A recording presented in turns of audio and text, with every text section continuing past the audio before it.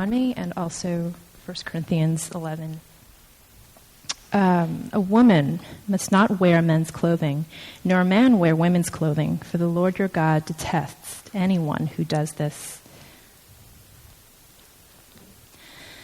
Now, I want you to realize that the head of every man is Christ, and the head of the woman is man, and the head of Christ is God. Every man who prays or prophesies with his head covered dishonors his head, and every woman who prays or prophesies with her head uncovered dishonors her head. It is just as though her head were shaved. If a woman does not cover her head, she should have her hair cut off. And if it is a disgrace for a woman to have her hair cut or shaved off, she should cover her head. A man ought not to cover his head, since he is the image and glory of God, but the woman is the glory of man. For man did not come from woman, but woman from man. Neither was man created for woman, but woman for man. For this reason, and because of the angels, the woman ought to have a sign of authority on her head. In the Lord, however, woman is not independent of man, nor is man independent of woman. For as woman came from man, so also man is born of woman. But everything comes from God. Judge for yourselves. Is it proper for a woman to pray to God with her head uncovered? Does not the very nature of things teach you that if a man has long hair, it is a disgrace to him, but that if a woman has long hair, it is her glory? For long hair is given to her as a covering. If anyone wants to be contentious about this, we have no other practice, nor do the churches of God. The word of the Lord.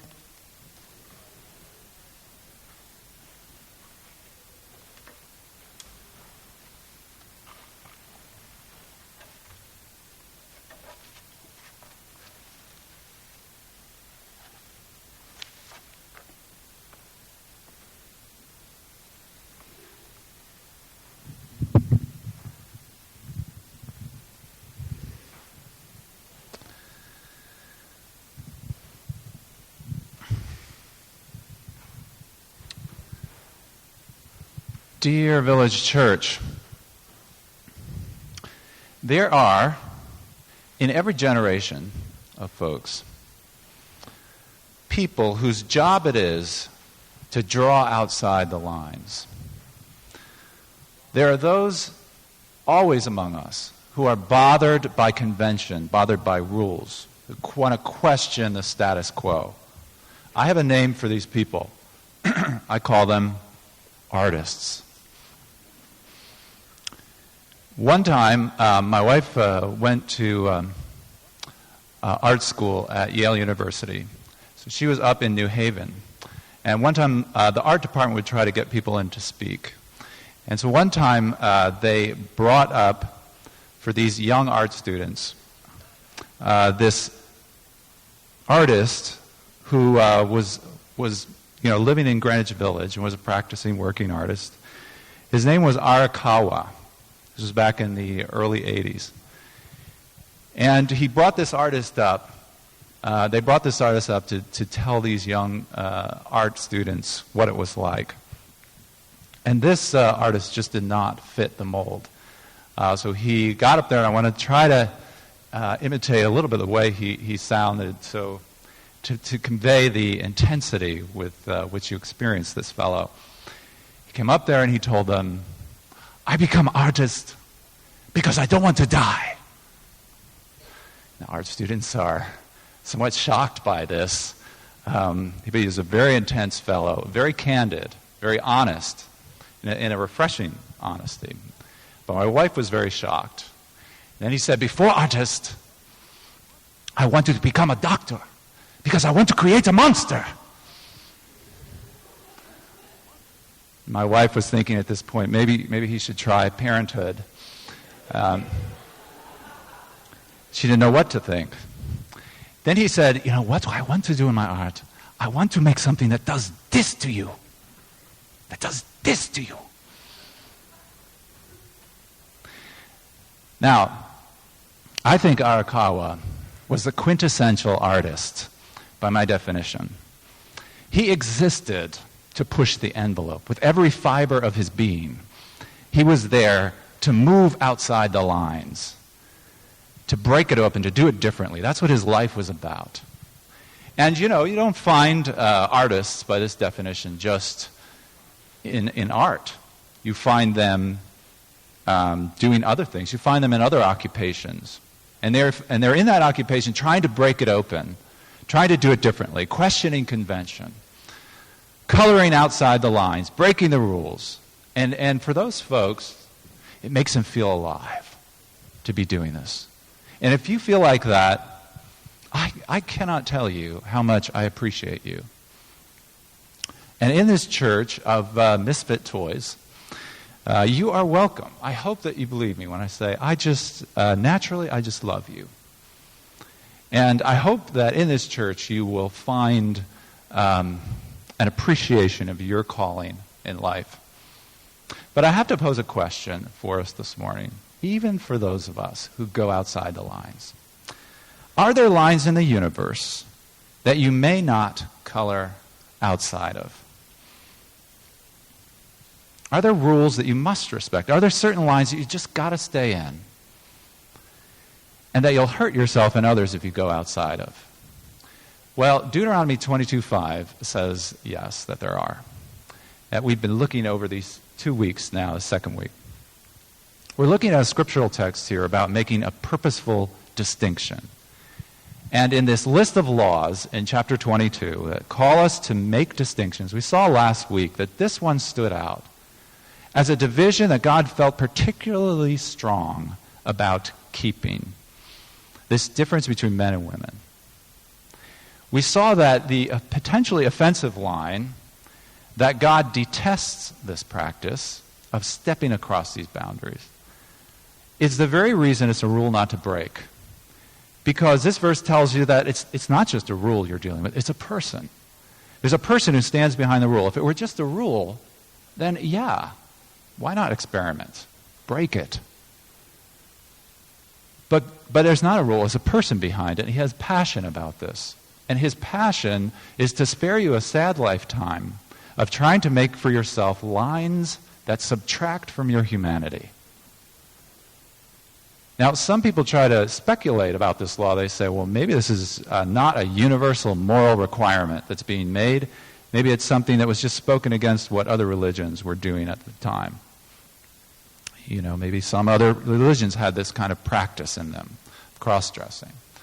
Well, the difficulty with trying to say that is that this is the earliest reference to transvestitism in the ancient Near East. It's the earliest reference we have in this history. There's no evidence at all of this going on until centuries later in other cultures. So this is one of the things that directs us, as well as other things in the Scripture, to understand this prohibition as part of God's continual moral order. It's not just a cultural or a temporal command. It's something lasting. And if that's so, friends, then losing your gender means that you lose a powerful motivating force for doing good. A motivation for actions that make you alive. And in that case, coloring outside the lines, outside of these lines, will not make you more alive, but less alive. Now, do you feel like you can just make up the lines yourself? Do you feel like you can define your manhood or your womanhood however you want, that it's plastic? Well, to believe that you can make your gender into whatever you want it to be, and to get everyone around you to cooperate with that definition, well, honestly, now you have to be making a lot of money to expect that to work. Do you really earn enough money to be able to do that? Define it yourself and get everyone around you to cooperate. Now, those that are gender blending, as we talked about last week, have had a great effect. But we're addressing it this morning because what I see in this blending is not just a free and happy harmony among gender-free persons. I see the attempted equality between men and women, which is good, and the Bible affirms. But what I see coming along with the blending is a lot more social awkwardness, a lot more emotional distress. I see more sexual abuse, And I see more divorce, even more suicide. And those are some of the reasons we have to attempt to talk about gender. And there are personal consequences for you. You rail, if these are lines that God has created for your good, and you rail against them, and you be your own Uberman and shake your fist at the lines that God has drawn for you, you make your own world, then you will die eventually in despair. Create your own reality, and you will sink into your own aloneness. If it's the case, then it's not coloring outside the lines that's going to make you alive. It's God's lines that invite you into a dance that makes you feel alive again. I know there are some here that I can't really address this morning who might feel like they're not trying to color outside the lines, but that's just the way they feel. And if you have orientation issues, all I want to say is come and talk to me. Do come and see me, because there is hope. If you are in a certain situation sexually and you want to change, you want to be different, you want to somehow honor God's lines, do come talk to me. There are others who can tell you that there is hope. Now, to venture into this territory where we're venturing this morning, of course, we're recognizing we're cutting against the grain of our culture. But my concern is that we're missing out on a much needed motivating force in our lives, as well as a beautiful picture. So that leads me to breach the topic. If you're a woman and you can only read these scriptures about gender and talk about what they don't mean, then you're not experiencing the enlivening mission of gender that God has given us. You're missing out on the dance. You're not getting the beauty of the picture. And if you're a man, and all you can do is look in the mirror, and all you can say is, "So I'm a man." Well, nobody's perfect. Then you're missing out on the picture. You're missing out on the dance. You're not entering into the picture either. Now, unfortunately, we come into this territory, and it's always cast as a power struggle. It's always on the TV programs, the whole gender, whenever gender issues come up, whenever sexes come up, it's always a power struggle. It paralyzes the characters, makes them unable to act. So what I'm going to try to do is draw some lines from you this morning for the scripture. Last week, Hallie, in explaining jive dance to us, helped me to summarize the roles as leading, following. If that's the case, if any kind of leadership in men is seen as aggression, if any kind of following in women is seen as a weak dependency, then there's no way we can get into this picture. So what I want to try to do is try to sketch some of the lines. I'm going to sketch 7 lines for you. I'm going to draw these 7 lines. Aren't the whole picture. Lines, and I'm trying to proceed carefully. These are lines that we're meant to color inside of. And what we saw last week, going to get some of it again today. You just heard this 1 Corinthians 11 passage that Esther read. I'm sorry I didn't get it into the bulletin in time, but it's 1 Corinthians 11, 3 through 16. And some of these lines we saw last week when Hallie was talking about jive dance to us. And as I'm learning, repetition doesn't hurt. So we're going to go over some of them again today. But here's the 7 lines. If you're taking notes, you're supposed to end up with 7. Line number 1. This passage tells us, the New Testament passage as well as the Old Testament passage, that men and women are absolutely equal.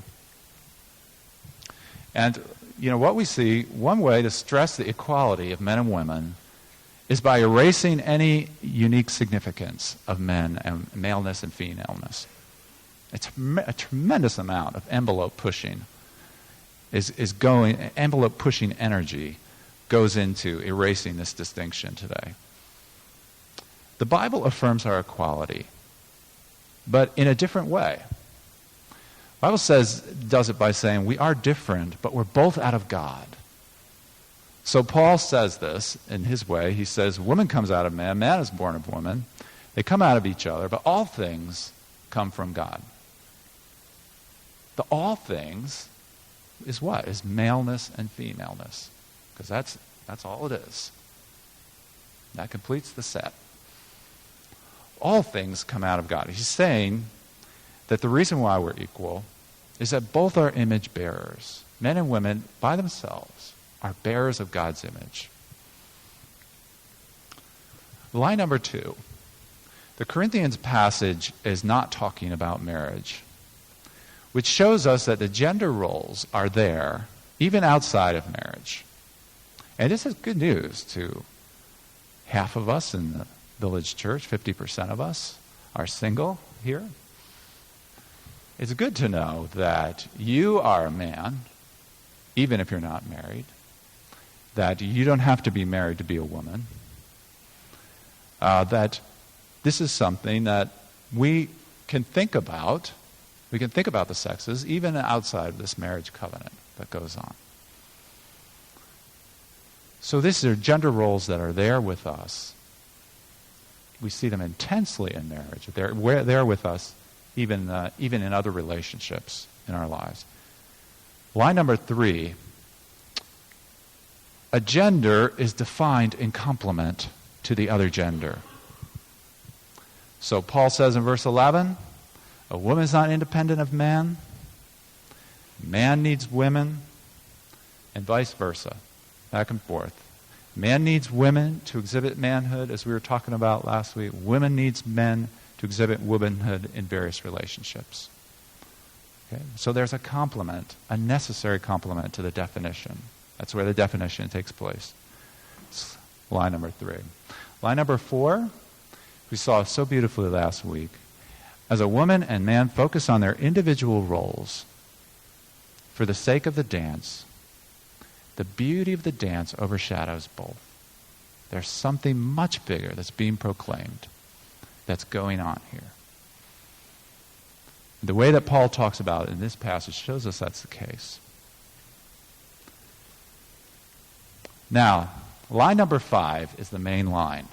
Okay? If you miss all the other ones, get this one. This is the main line that you got to get. Last week we saw that maintaining this distinction proclaimed something about God's redemption. Now when I say redemption, I know some of you are like, whoa, a technical word. I guess your eyes gloss over. Redemption. What do I mean by redemption? Redemption is God's program of taking our sinfulness, our brokenness, and giving us a makeover to make us human again. Folks, we look terrible inside. Inside, our hearts are wearing polyester. We need a makeover. And redemption is a makeover.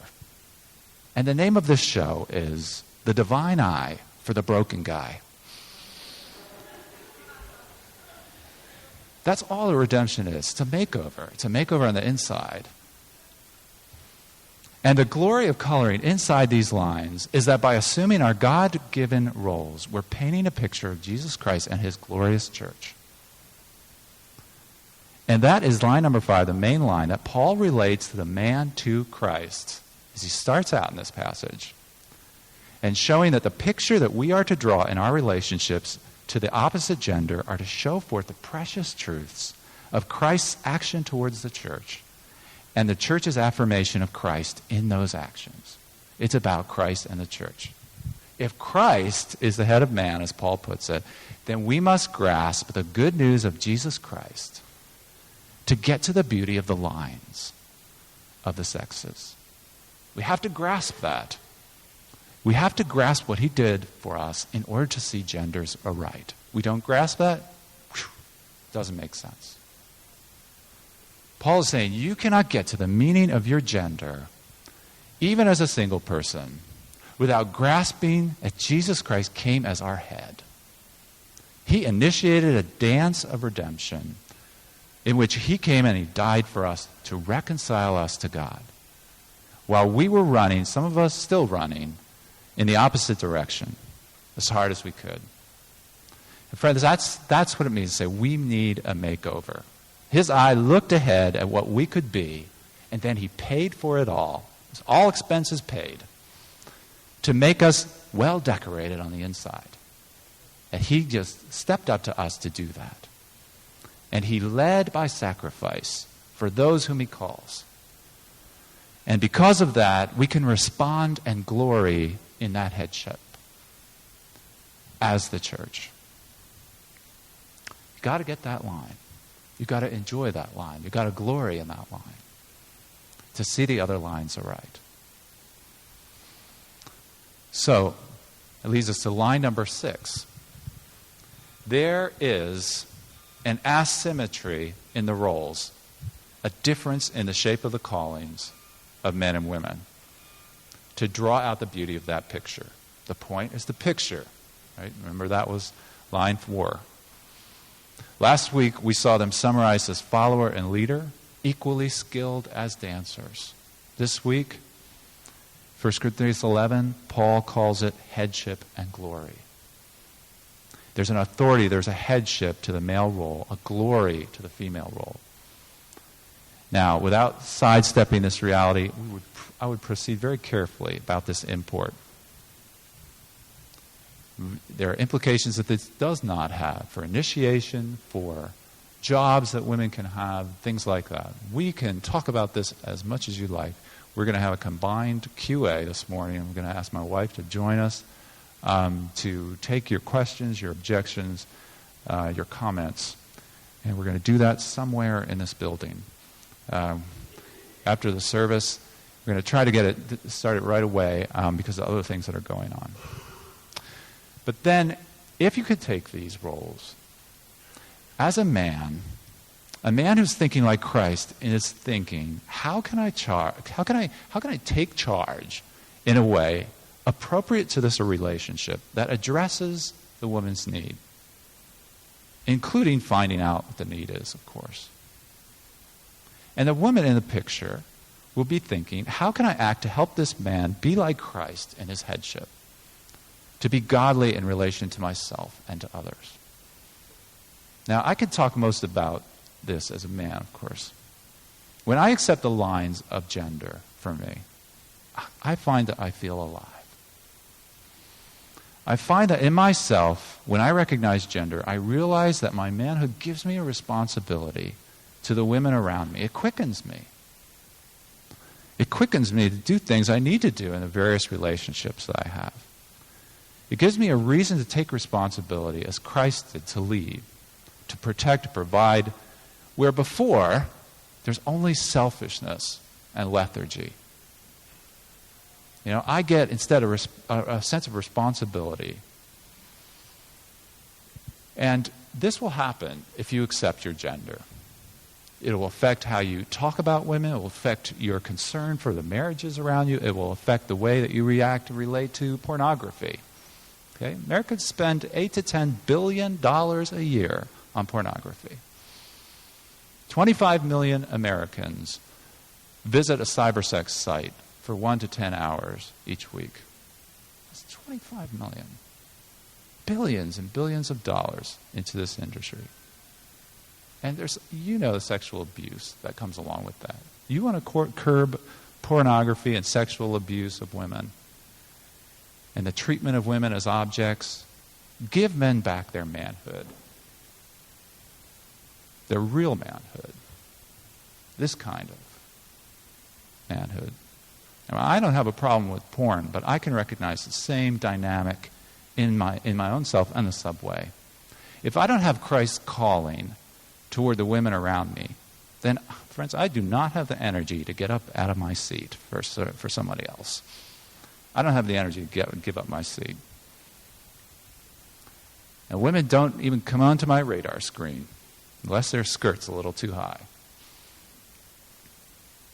So it's this quickening that comes with the manhood that will allow me to act in ways that I should. What also makes it hard to see this picture, on the other hand, is that historically there have been many abuses in masculinity. And some of them have been mine. As I study these lines, I see how my own failings have presented obstacles to the dance, obstacles to the picture for the women around me. In disdaining condescension, that would make even a mature woman feel patronized rather than honored and prized. There's assertiveness that's really self-assertion rather than a form of love. These kinds of things, they come when roles are viewed as prerogatives rather than what the Bible presents to us, which is a call to paint within the lines of Christ. A mature man will know, as John Piper puts it, standing in the place of Christ must include a renunciation of the temptation to be Christ. But I have great hope that even this, in myself, the ever-remaining tendency to skirk or to overstep our responsibilities, need not prevent us from trying to see this picture, this beautiful picture in our lives. It comes out for men, mostly in marriage, of course, that gender-intense relationship. It comes down to the difficult decision for some of us of bread on the table. Which one of you gives up his or her art? Look at the lines of gender, where they lead, and you tell me. Through our masculinity, we can be made alive to be able to make difficult decisions like that. And so I'm made alive first in regard to my wife, but also in a different degree to the sisters in the community, and then also in subtle ways to the women on the subway. And where a woman celebrates its femininity, as it's brought out here, she adopts a disposition to affirm, to receive, to even enjoy, and nurture the strength and leadership in guys. If that's going on in a woman, she has a career, folks. That's an exciting mission from God to benefit and help those men in her life. And it's not a non-activity. It's not a passivity. It's not an easy thing.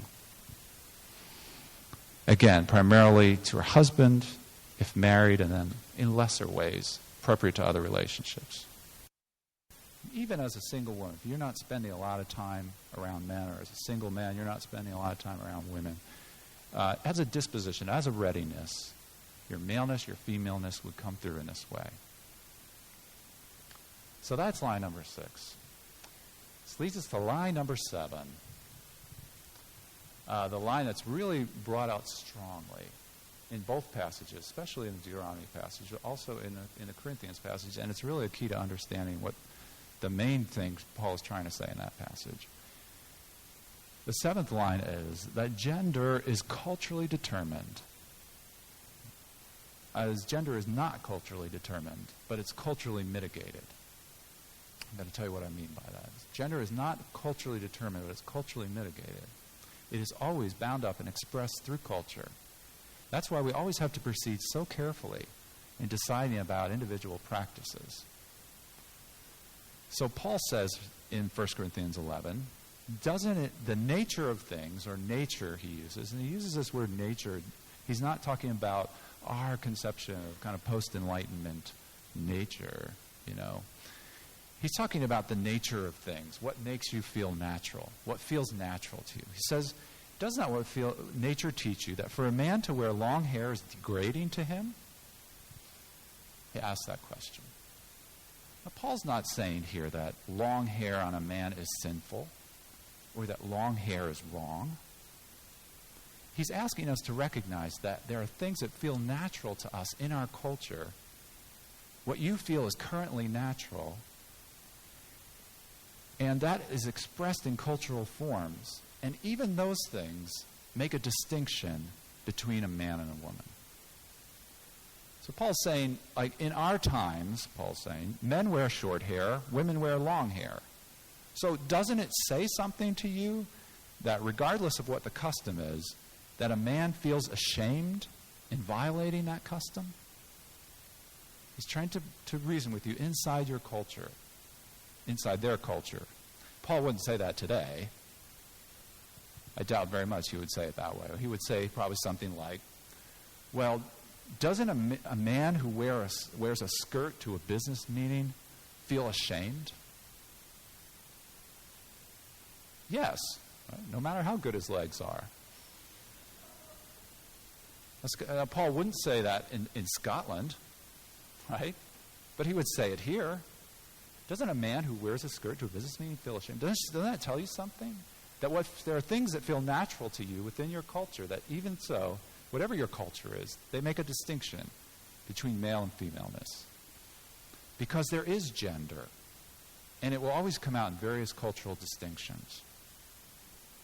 Now, the ingenuity of the law of Deuteronomy is that it ties this to clothing. And it's ingenious because clothing is really a way of saying your culture. It stands for your culture. Clothing is synecdoche of culture. You know that word synecdoche? It's a figure of speech that means referring to a part of something to mean the whole thing. So the captain says, all hands on deck. Hands is a synecdoche for a sailor. Right? He wants all the sailors on deck, but he refers to them by their hands. Okay, so if you say, I'm going to rent a tape, okay, you're referring to a part of the cassette that stands for the whole cassette. Synecdoche. So clothing is a synecdoche of your culture. It's a way of referring to your whole culture. And in this way, culture is like your clothing, in that you cannot escape it. Friends, you can never just step out of your culture, any more than you can just go out naked. At least not yet. You got to wear your culture. And the best you can do is make choices within that culture. And so this is why there are these laws in Deuteronomy about clothing that people find so hard to understand. You may read them and you think, oh, who cares about these clothing issues? Well, God does, because he respects and he delights in individual cultures. And he understands that clothing is a symbol of your culture. And that's the genius of the Bible and the way that it understands culture, the way that it uses it. See, the Bible never comes out and says, well, dresses are for women and pants are for men. Wouldn't really work that well, say that in China, would it? It's kind of the opposite. And what might signify maleness, even here in New York, might not here in New York in the next decade. So rather, Deuteronomy says, whatever is man's dress and whatever is woman's dress, in that moving target called your culture, then you respect it. And it always works. Because though it's different for each time and place, a distinction between male and female in the matter of dress is pretty much universal. Something you find in any culture. Sometimes it's very subtle, but they always know it from within the culture. You notice however much gender blending is going on here in our culture, there remains a men's department and a women's department in the store. Right? And when that line is crossed in the street, when the people dress on the street, we know, don't we? I mean, tourists might come in and they're clueless. It all looks crazy to them, but we know. Because it's our culture. And periodically people try to, unisex clothing, to try to push unisex clothing. Does it ever catch on? I mean, good luck. Do you know anybody who's making money on a kind of unisex clothing store? Or are we really just all latent heterosexuals? Now this law says to use culture and to use it to assume and express your individual calling as a man and a woman, to distinguish between men and women. Use the cultural forms available to you to send a message, I am joyfully a man, I am joyfully a woman. I'm not just looking in a mirror saying, well, I'm a man, nobody's perfect. So somebody who wants to follow this law is not going to scorn or ignore the manners and customs of their culture. They're going to use them to communicate, to cultivate a pattern of complementarity in their relationships between men and women. So those are the lines, I'm sure not perfectly drawn, the best I can see to draw them. I invite us to color inside them. Let me close in this way. I'm sitting on the subway, and I'm thinking about these things, and I feel robbed.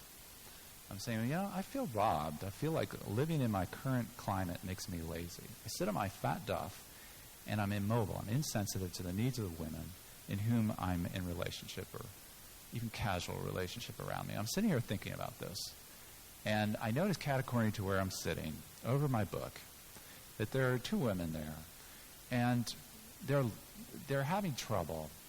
They're lost. They're obviously not able to be reading where they're going on the subway. And it was this sense of thinking about this. I'm a man. I'm happy I'm a man.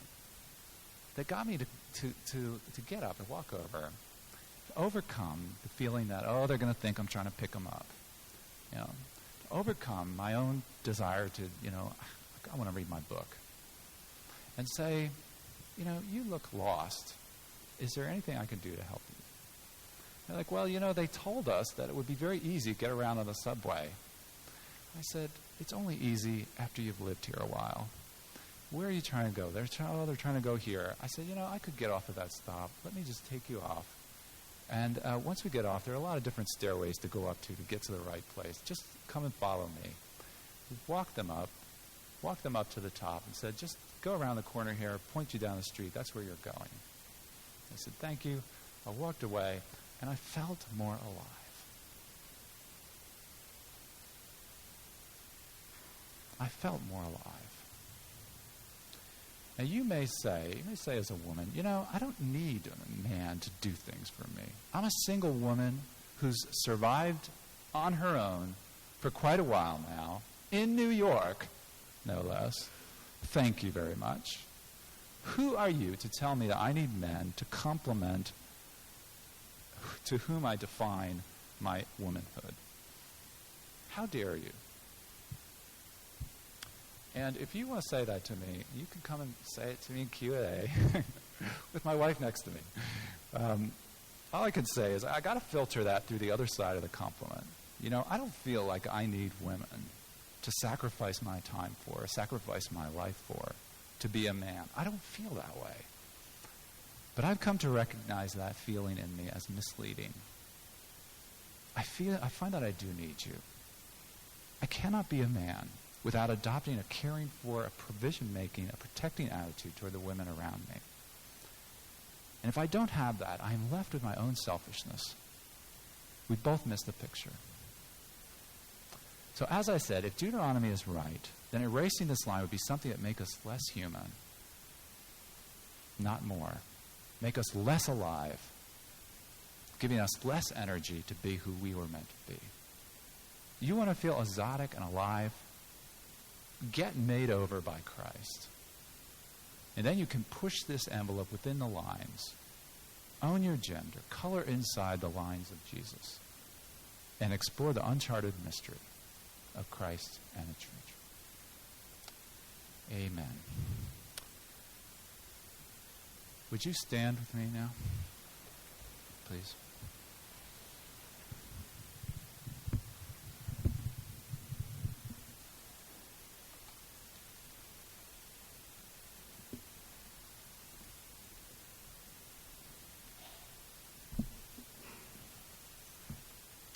Come now to celebrate the Eucharist in our service.